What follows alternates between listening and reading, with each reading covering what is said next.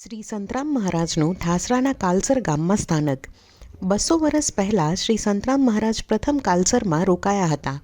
ત્યારબાદ જુદા જુદા ગામોમાં વિચરણ કરી નડિયાદ રોકાયા.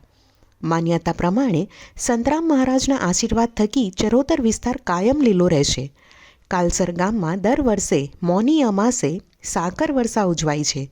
બપોરે 12 વાગે સાકર વર્ષાનો પ્રારંભ, ત્યારબાદ આરતી થઈ.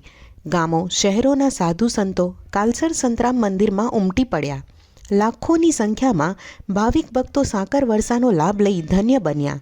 લગભગ 22,000 ભાવિક ભક્તોને ભોજન પ્રસાદીનો લાભ. આજનું મહત્વ એ સાકર વર્ષાનું જ હોય છે. અહીંયા આગળ નડિયાદ શ્રી સંતરામ મંદિરની આ સંતરામ મંદિર કાલસર એ શાખા છે અને પરમ પૂજ્ય શ્રી સંતરામ મહારાજ એ આ વિસ્તારમાં ખૂબ વિચરણ કર્યું અને વિચરણ કર્યા પછી કાલસરમાં સ્થાયી થયા. આ દિવસે સાકર લૂંટીને લોકો પ્રસાદ લઈને ધન્યતા અનુભવે છે. પણ એ સાથે સાથે કાલસર અને આજુબાજુના અનેક ગામોના લોકો, પરા વિસ્તારના લોકો એ ગાડી 15,000 થી 20,000 ભક્તો એ પ્રસાદ લઈને પાવન થતા હોય છે.